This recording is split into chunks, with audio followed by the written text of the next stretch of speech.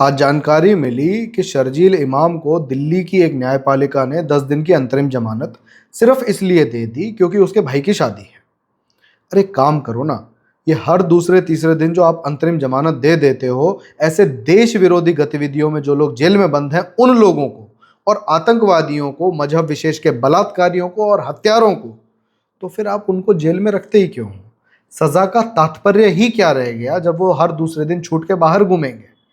ये तो फिर उनके लिए आने जाने रिश्तेदारी जैसी बात हो गई ना, कि ठीक है कुछ दिन यहाँ रह लो, हमारे टैक्स पेयर के दिए हुए पैसे से मुफ्त की जेल की रोटियां तोड़ लो, बाहर आके अपने घर के फंक्शंस एंजॉय करो, बढ़िया बढ़िया खाना खाओ, अपने मन मर्जी के काम करो, फिर वापस अंदर आ जाना, कोई बात नहीं।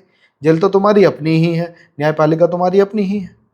और फिर यही वो न्यायपालिका है जो विष्णु तिवारी को 20 साल तक एक फेक SC/ST एक्ट के केस में बंद रखती है। उनके माता पिता की मृत्यु हो जाती है, बड़े भाई की हार्ट अटैक से मृत्यु हो जाती है, उनको मुखाग्नि देने तक के लिए उस व्यक्ति को जमानत नहीं दी जाती।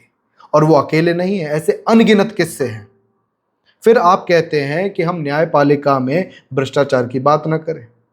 कोई महानुभाव, कोई एक भला मानुस अगर NCERT की एक किताब के एक पन्ने पे ये लिख देता है कि हमारी न्यायपालिका में करप्शन है और उसको दूर करने के लिए एक बॉडी बनी हुई है जिससे कि उस करप्शन को कम किया जा सकता है, तो आप कहते हैं कि ये जो NCERT की जितनी भी किताबें हैं 35-36 कुछ पब्लिश हुई थी उन सभी को रोल बैक किया जाए, वापस ले लो, और इस फोटो को, जो उस किताब का फोटो था, उसको भी इंटरनेट से पूरी तरीके से गायब कर दो। अगर किसी ने उस फोटो का प्रयोग भी किया तो उसके ऊपर कंटेम्प्ट ऑफ कोर्ट का केस चलेगा।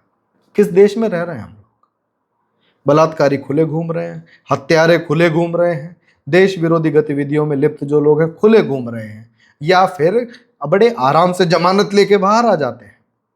माफ कीजिएगा, बीच में बार बार खांसी आ जाती है, क्योंकि मैं दिल्ली गया था, सिंगापुर बन गया है ना, अब वो सब कुछ ठीक हो गया है, 1 साल का रिपोर्ट कार्ड आया, उसके चलते मेरे लंग्स में इन्फेक्शन हो गया था। खैर जो भी है, मैं इतना जानता हूं कि इस देश में आप चाहे आतंकवादी हो, चाहे बलात्कारी हो, चाहे हत्यारे हो, अगर आपकी कुछ देश विरोधी मजबूत मोटे लोगों से पकड़ है या आपकी जेब में पैसा बहुत है, तो ये न्यायपालिका आपके सामने रेड कारपेट बिछाती नजर आएगी। वहीं अगर आप निर्दोष भी हैं लेकिन आप गरीब परिवार से आते हैं, एक निर्धन परिवार से आते हैं, तो आपकी सुनने वाला इस देश में कोई नहीं है।